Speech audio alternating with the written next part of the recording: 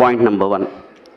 Point number 2, अभी UIDAI headquarters ने बहुत सारा प्रेजेंटेशंस बन चुके हैं आपके लिए, सारी ट्रेनर्स के लिए, सारी ऑपरेटर्स के लिए। उसमें 8 प्रेजेंटेशंस है। उसमें 2 प्रेजेंटेशंस ऑलरेडी सिन्हा जी और राउटेला जी कवर कर लिया है। फर्स्ट प्रेजेंटेशन है एनरोलमेंट ऑपरेटर, मतलब एक एनरोलमेंट ऑपरेटर किस तरह के एनरोलमेंट करना है, उसमें क्या क्या देखना पड़ती है। लोग क्या होते हैं ना, छोटे मोटे गलती है सर इसमें, क्या गलती, वो छोटे मोटे गलती आपके लिए हो सकता है अगर, मगर वो छोटे मोटे गलती हमारे लिए बहुत बड़ा बन सकती है। उसके ऊपर आप सब लोग कभी कभी बोलते हैं सर हमारा सस्पेंशन हो गया है, DOE 1 में हो गया है, DOE 2 में हो गया है, बायोमेट्रिक एरर में हो गया है। आपको ये सब पता होना चाहिए आपका गलती कितना छोटा है और कितना बड़ा है। इसके ऊपर एक प्रेजेंटेशन है। सेकेंड थिंग, कुछ लोग पूछ रहे हैं कि सर नाम में चेंज करने पर भी रिजेक्ट हो रहा है। अगर मेरा नाम श्रीनिवास है, मैं अजय कुमार बनना चाहता हूँ, ये गलत बात है। वो अजय कुमार बन के क्या कर रहा है आपको मालूम है? वो किसी दूसरे के प्रॉपर्टी को भी लेके जा रहा है।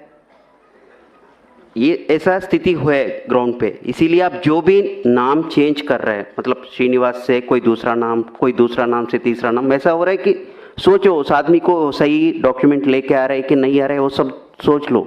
उसका पर्यवसान बहुत कठिन होता है। दूसरा ये है कि इसीलिए हमने एक स्टैंडर्ड ऑपरेटिंग प्रोसीजर निकाला है। नाम कितने बार कर सकते हैं, डेट ऑफ बर्थ कितने बार कर सकते हैं, जेंडर कितने बार कर सकते हैं। अगर इसके पर भी किसी का डेट ऑफ बर्थ बार बार चेंज होता है क्या? मगर कोई आदमी आ रहा है, इसका मतलब क्या है? हम तो वो सोचना पड़ेगा ना। फ्रॉड भी हो सकता है, कभी हमने भी गलती कर लिया होगा ना, आंख बंद करके टकाटक मार लिया हो तो गलत हो गया होगा। देखो जो आदमी आ रहे हैं उनका गलती है या हमारा गलती है, ये भी देखो थोड़ा। उनका प्रॉब्लम क्या है वो एसेस करने के लिए कोशिश करिए। सेकेंड थिंग इज, इसके साथ हमारा QC में बहुत सारा रिजेक्शंस होता है। आप ये समझते होगी जो हम डॉक्यूमेंट यहाँ से अपलोड करेंगे वहाँ कोई देखने वाला नहीं है, हमको क्या फ़र्क पड़ने वाला, वैसा कुछ नहीं होता है। आप यहाँ से जो भी कागज़ भेजते हैं नीचे पैकेट के साथ, वो सारी बैकग्राउंड में वेरिफिकेशन होता है। मैं आपको बोलता हूँ, मानने न मानो आपका बात है, डॉक्यूमेंट होता है, डॉक्यूमेंट को इस तरफ आगे साइड उनका प्रूफ ऑफ आइडेंटिटी होता है। फ़ोन पे बात करते रहे या कोई दूसरे बात करते रहो, उल्टा करके स्कैन करते हैं। मेरे को क्या आता है? वाइट पेपर आता है। ये DOE 1 है, क्योंकि जहाँ पे प्रूफ ऑफ आइडेंटिटी अपलोड करना था आपने सफ़ेद कागज़ अपलोड किया। ये तो एकदम फ्रॉड है। वो आप गलती से भी कर लिया होगा मगर it has a long lasting effect. दूसरा क्या होता है ना, किसी ने POA डॉक्यूमेंट दोनों दिया था आपको, एक के बाद एक स्कैन करना था, वो भी फ़ोन पे लगे हुए हैं, दोनों डॉक्यूमेंट लिया। स्कैनिंग वैसा हुआ कि पहला डॉक्यूमेंट आधा स्कैन हो गया, दूसरा डॉक्यूमेंट आधा स्कैन हो गया। आप जान ही नहीं देते हैं, वो गलत बात है। तीसरी बात यह है कि ये देखो मेरा 10 उंगलियां है यहाँ पे, ये दोनों में बायोमेट्रिक्स नहीं आ रहा है, मगर आप इसको, कुछ लोग ऐसा समझते हैं कि हाँ ये एक्सेप्शन है, हम 8 उंगली को ले लेंगे बायोमेट्रिक और इसको एक्सेप्शन मानते। ये गलत है, बहुत बड़ा गलत है। इसका 2 उंगली है यहाँ पे, इसका उंगली नहीं है, वो अलग सी बात है। ये एक्सेप्शन बनती है, मगर ये एक्सेप्शन नहीं बनती है। इसके लिए भी अलग सा तरीका है। अगर किसी का रेजिडेंट आपके पास आया, उनका 2 उंगली का बायोमेट्रिक्स नहीं आ रहा है, उसको कैप्चर करना है तो डेटा, उसका प्रोसेस ही अलग है। मगर क्या होता है ना, इसको एक्सेप्शन में डाल देते हैं। It is a fraud once again, क्योंकि वहाँ पे उंगली है, आप इसको एक्सेप्शन मान रहे हैं। कहाँ से एक्सेप्शन आ गया? ये है one more presentation on this particular aspect. इसके बाद क्या होता है, राउटेला साहब ने बताया था कि किसी ने वो आपको फ़ोन पे बोलता है अभी आधा घंटा में आप नहीं करेंगे तो आपका दुकान बंद हो जाएगी, आपका क्लाइंट बंद हो जाएगी। ये सब क्या होता है, आपको मैसेजेस आता है ना क्रेडिट कार्ड्स वगैरह वगैरह में, आगे आधा घंटा में बिजली का बिल नहीं भरेगा तो आपका बिजली काट जाएगी। वो सब फॉल्स है ना, मालूम है ना आप लोग सबको। वैसा ही आपका सिस्टम को कोई एक्सेस कर रहे हैं तो आप एक्सेस क्यों कर रहे हैं? ये गलत बात है, ये भी नहीं करना चाहिए। इसके ऊपर टेक्निकल एस्पेक्ट्स, मतलब जो चीज़ आप करना है, जो चीज़ नहीं करना है, इंफॉर्मेशन सिक्योरिटी गाइडलाइंस क्या है, उसके ऊपर एक प्रेजेंटेशन है। इन एडिशन टू दैट, जो नीचे ग्राउंड पे लोग होता है ना, कभी कभी क्या होता है ना, आपको लगता है ये बहुत ट्रिवियल है, इंटरनेट केबल उस दिन ठीक से नहीं लगाया होगा, वो बोलते हैं आधार वाले ने आज सर्वर चालू नहीं किया, मेरे को सिस्टम नहीं ऑनलाइन हो रहा है। वैसा भी स्थिति है ग्राउंड पे। छोटे मोटे चीज होता है, कभी कभी आपका सिस्टम को रीस्टार्ट करना पड़ता है, एक सर्विस को रीस्टार्ट करना पड़ता है, वो कुछ भी नहीं करते हैं, बोलते हैं आज आधार का सर्वर काम नहीं कर रहे, वो गलत बात है। ये छोटे मोटे, बहुत छोटे मोटे चीज है जो हम मोबाइल सब लोग यूज करते हैं, अगर कुछ हैंग हो गया तो रीस्टार्ट करेंगे तो काम करते हैं। वैसा कुछ चीजें हैं जहां पे आपको ध्यान दे के जो आपको 5-10 मिनट में प्रॉब्लम सॉल्व कर सकते हैं। मगर क्या होता है ना, लोग सोचते हैं कि ये गलत हो गया कुछ, आज सिस्टम नहीं चल रहा है, ये भी गलत है।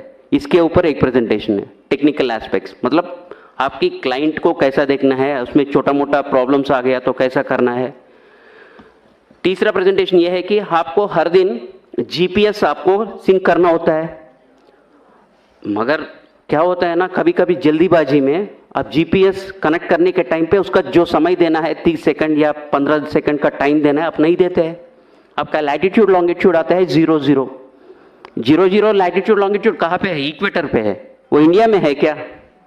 जो उस दिन आपने मान लो 300 पैकेट्स कर लिया, 200 पैकेट्स कर लिया, सब खराब हो गया क्योंकि ये इंडिया में नहीं हुआ है। हमको ये मानता है कि हमारा इंडिया का लैटिट्यूड लॉन्गिट्यूड आएगा तो हम प्रोसेस करेंगे।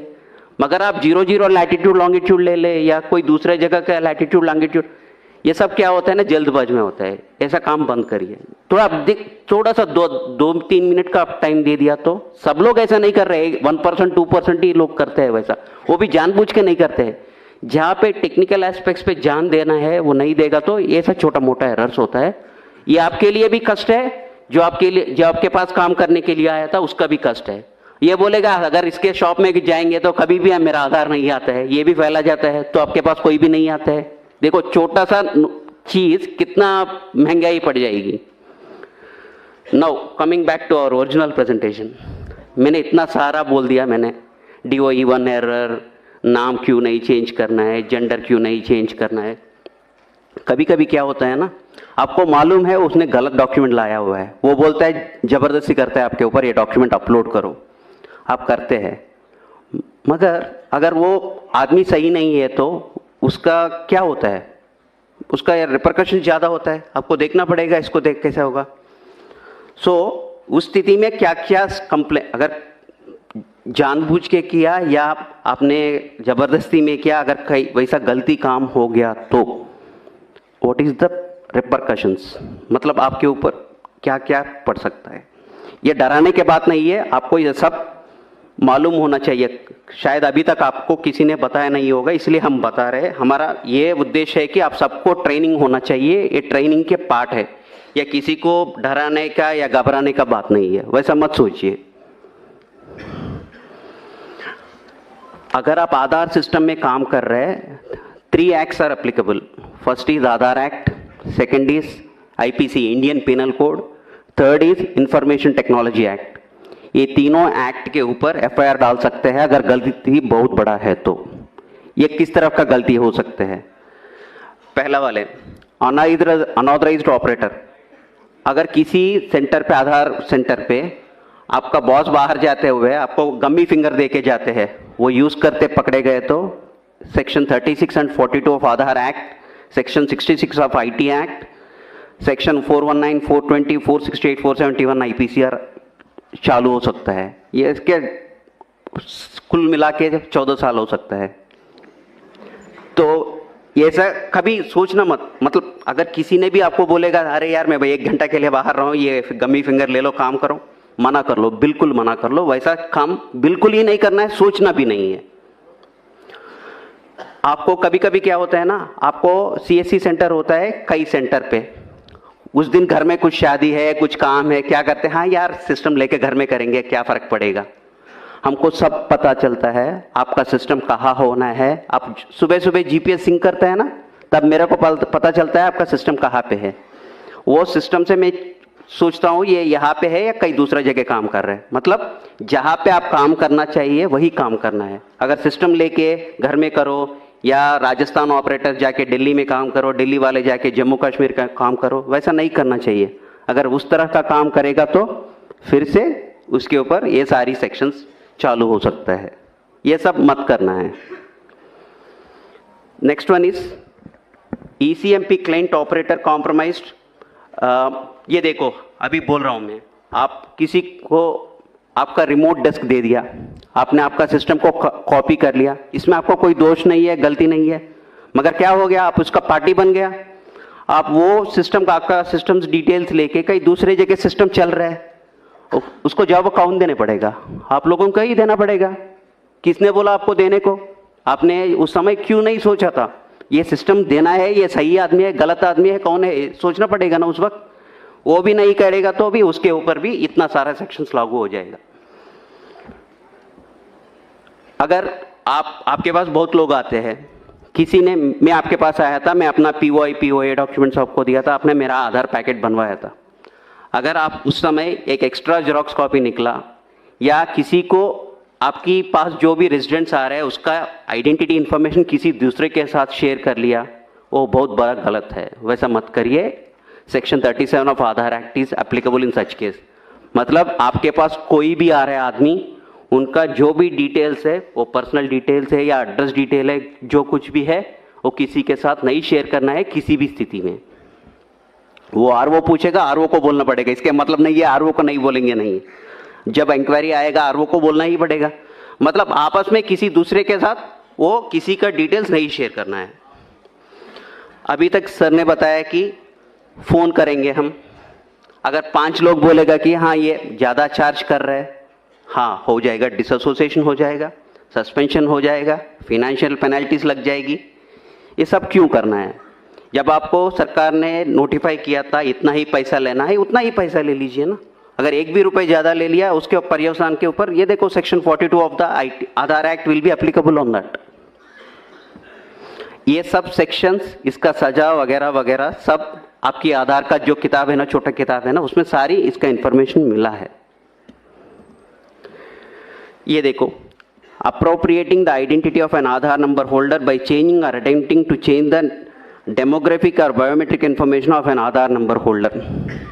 ये मैं वो ही बोल रहा हूँ, किसी दूसरे का आधार व्यक्ति का, मान लो मेरा नाम श्रीनिवास है, मेरा, आपको मालूम है मेरा नाम श्रीनिवास है, कोई मैं आके आपको बोला अरे यार मेरा नाम श्रीनिवास से कुमार राकेश सिन्हा कर लो, मैं कुछ काम करना है उसके नाम पे बोल के बोलेगा, तो आप उसमें पार्ट मत लेना।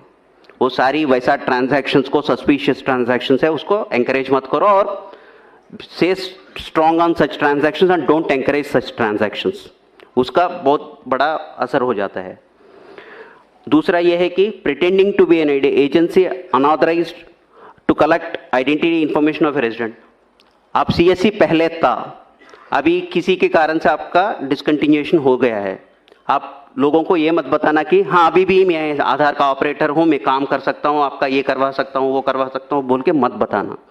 अगर वो भी करेगा वो भी गलत है, उसका भी पेनल्टी 3 साल की है सजा है और 10,000 की पेनल्टी है। और दूसरा ये है कि intentionally transmitting information collected during enrolment authentication to unauthorised person. मतलब आप पहले भी वही बताया था, किसी के साथ आप इंफॉर्मेशन शेयर करेगा तो 3 साल की सजा और 10,000 का पेनल्टी, कभी कभी 1 लाख की पेनल्टी भी हो सकता है कि कंपनी के ऊपर, अगर कंपनी इन्वॉल्व है तो उसमें। ये unauthorised access to central identity data repository, मतलब कोई दूसरा की तरफ से कंप्यूटर के साथ कोई सॉफ्टवेयर, डुप्लीकेट सॉफ्टवेयर यूज करके जो भी करेगा वो सब ऑलरेडी एक्ट में इंक्लूडेड है।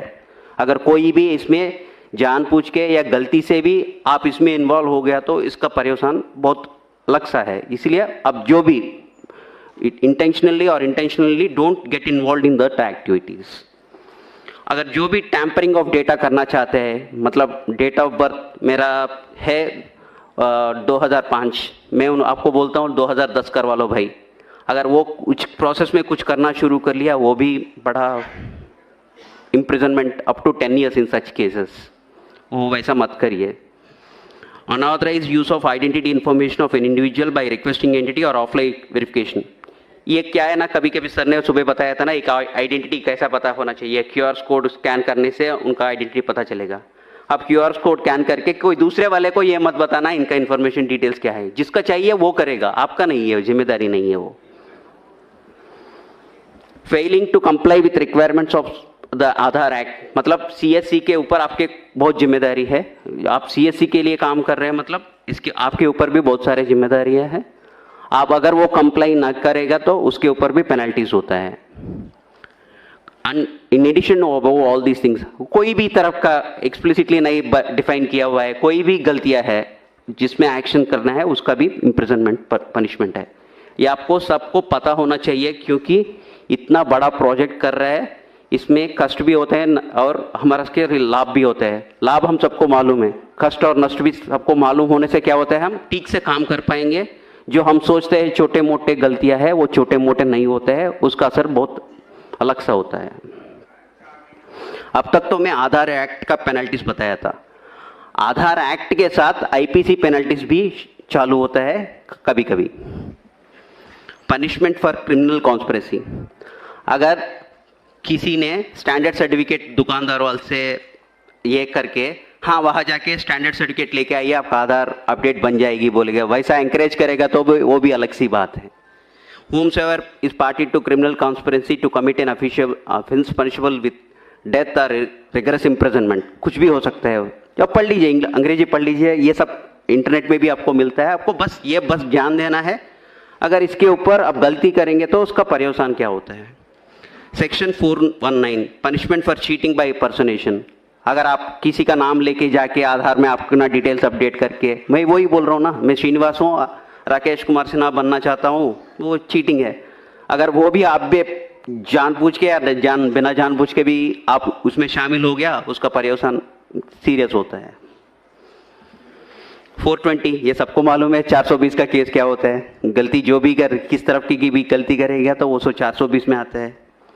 467 फोर्जरी ऑफ वैल्यूएबल सिक्योरिटी, मतलब आप फोर्जरी करो या डॉक्यूमेंट को, कुछ लोग क्या कर रहे हैं कि जब आशीष हमारा क्यूसी मैनेजर वो यहाँ पे है, लंच के बाद वो एक क्यूसी के ऊपर कौन सी एरर्स होती है वो सब बताते हो। आपके पास बर्थ सर्टिफिकेट लेके एक आदमी आता है, मगर बर्थ सर्टिफिकेट में डेट ऑफ बर्थ में व्हाइटनर लगा के डेट ऑफ बर्थ चेंज किया है, मतलब डॉक्यूमेंट इज टैम्पर्ड। उस डॉक्यूमेंट को एक्सेप्ट ही नहीं करना चाहिए था, मगर लोग देखते ही नहीं है, ध्यान नहीं देते हैं, वो स्कैन करके अपलोड करते हैं, वो DOE 1 में आते हैं। मतलब जो गलती कर रहे हैं उनके साथ आप उनको सहायता कर रहे हो, क्योंकि डॉक्यूमेंट में जब व्हाइटनर लगा के डेट ऑफ बर्थ और नाम चेंज किया हुआ है, आप उस डॉक्यूमेंट को क्यों एक्सेप्ट कर रहे हैं? एक्सेप्ट नहीं करना चाहिए था। ये भी 468 वही है, forgery, the intention of the forgery is for cheating, उसके लिए पनिशमेंट है। 471 यूजिंग ए जेन्युइन फोर्ज्ड डॉक्यूमेंट और इलेक्ट्रॉनिक रिकॉर्ड, मतलब आपको ये मालूम है ये जेन्युइन रिकॉर्ड नहीं है, फिर भी आप यूज कर रहे हैं इसको आधार जनरेट करने के लिए। सर ने बताया था ना सुबह 11% आपका रिजेक्शन हो रहा है, मतलब आप 10 लाख ट्रांजैक्शंस कर रहे हैं, उसमें 1,10,000 ट्रांजैक्शंस आर गेटिंग रिजेक्टेड, उसमें 9% of the documents are rejected for want of the proper documents, list of applicable documents. आप लिस्ट ऑफ एप्लीकेबल डॉक्यूमेंट्स से नहीं करते हो, कोई दूसरा डॉक्यूमेंट लेके करते हो, that is a serious offence. In addition to that, जो मैंने बोला था ना, वो white paper scanning, dual scanning of 2 papers एक साथ, जो टैम्पर्ड डॉक्यूमेंट, कभी कभी नाम में गैजेट नोटिफिकेशन भी एडिटिंग कर रहे हैं एडोब फोटोशॉप के साथ। अगर कोई भी आपके पास गैजेट नोटिफिकेशन लेके आ रहे हैं, आप देख लो वो सही है कि नहीं है, क्योंकि लोग उसके भी फोटोशॉपिंग करके आ रहे हैं। थोड़ा ध्यान से रहिए, वो बहुत बड़ा ये पंगा हो जाएगा। आप जो भी डॉक्यूमेंट, कोई भी प्रकार के डॉक्यूमेंट लेके आपके पास आ रहे हैं, specially name change, date of birth change, gender change का कोई भी आ रहा है, अगर वो कोई भी डॉक्यूमेंट लेके आ रहे हैं और उनका एक्सेप्शन हैंडलिंग प्रोसेस में आ रहा है, मतलब उनका इंटेंशन सही नहीं होगा। कभी कभी आप देख लीजिए उनका डॉक्यूमेंट सही है कि नहीं है, अगर आप संतुष्ट नहीं है तो आप सीधा सीधा बोल दीजिए कि सर ये डॉक्यूमेंट से मेरे दुकान में नहीं होगा, मेरे सेंटर में इसका अपडेट नहीं चलेगा। सीधा बताइए, कोई गलती नहीं है उसमें। मगर आप जहाँ आप फील होते हैं कि ये डॉक्यूमेंट करने से मेरे को कोई अच्छा नहीं लग रहा है, मेरे को कुछ डाउटफुल लग रहा है, सस्पिशियस लग रहा है, आप उससे दूर रहिए ना, उसमें इन्वॉल्व ही मत हो जाइए उसमें। नाउ हमने अभी तक आधार एक्ट का कानून का सेक्शन सुन लिया, आईपीसी का सेक्शन सुन लिया, अभी है आईटी एक्ट। ये तीनों एक्ट एक ही साथ लागू होता है। अगर किसी ने गलती किसी प्रकार की भी कर लिया तो तीनों एक्ट एक ही साथ लागू हो सकता है। Section 65 tampering with computer source document, मतलब वही है, कंप्यूटर में स्कैन करके अपलोड कर रहे हैं, वही है। सेक्शन 66 कंप्यूटर रिलेटेड ऑफेंसेस, ये वही है कंप्यूटर के साथ, अगर किसी ने डुप्लीकेट सॉफ्टवेयर बनाया उसके ऊपर काम कर रहे हैं, वो भी एक सेक्शन है। Punishment for sending offensive messages through communication service. आप कभी कभी देख लिया होगा व्हाट्सएप ग्रुप्स में या यूट्यूब वीडियोस में देखा होगा, आप मेरे को 500 रुपये दे दो और मैं आपका DO भी अपडेट करवा लेता हूँ, मैं आपका आधार कार्ड PVC कार्ड बनवा के दे देता हूँ। बहुत सारे वेबसाइट चलता रहते हैं, उसमें आप प्रमोट मत करिए। आप उस वैसा मैसेज कुछ भी आया आप RO को रिपोर्ट करिए, ये आपकी जिम्मेदारी है। वैसा कोई फेक वाला वेबसाइट या SMS या व्हाट्सएप टेक्स्ट मैसेज चक्कर मार रहे तो आपको जिम्मेदारी है RO को इन्फॉर्म करने के, क्योंकि वो इन्वेस्टिगेट करके उसके जो भी एक्शन लेना है वो करेगा। जब तक आप नहीं बताएगा तो, क्योंकि हमको भी सारी चीज़ें नहीं मालूम पड़ता है, आपका जिम्मेदारी भी है हमको बताना है ऐसा काम चल रहा है सर, इसको थोड़ा देख लीजिए सर, ये डाउटफुल केस है। This is one more section. Another section is 66B, punishment for dishonestly receiving stolen computer और कम्युनिकेशन डिवाइस। अगर किसी ने आपको बोला है कि आधार किट, आपको मालूम है आधार किट जिम में मिलता है, अगर किसी ने आधार किट कहीं दूसरे जगह से लेके आपको बोल रहे कि ये 1 लाख का किट है मैं आपको 10,000 में दूंगा, लेके काम कर लो, मत करो वैसा, वो भी इसमें पड़ सकता है। Section 66C, punishment for identity theft. मैं वही बोल रहा हूँ ना, श्रीनिवास बन गया अजय कुमार, वो तो अलग सी आइडेंटिटी थेफ्ट की बात है। वो मेरा आइडेंटिटी बदल रहा हूँ, किसी का आइडेंटिटी लेके किसी को दूसरे को दे रहा हूँ, कोई डेथ पर्सन का आइडेंटिटी लेके कोई दूसरे को दे रहा हूँ, ये सब थोड़ा देखना पड़ेगा। Punishment for cheating by impersonation using computer source, बस वही है, कोई कंप्यूटर का डॉक्यूमेंट लेके, कंप्यूटर के हिस्सा लेके हमने किसी का आइडेंटिटी चेंज करने का, बदलाव करने का कोशिश किया तो that is a very punishable, seriously punishable offence. बस इतना ही है।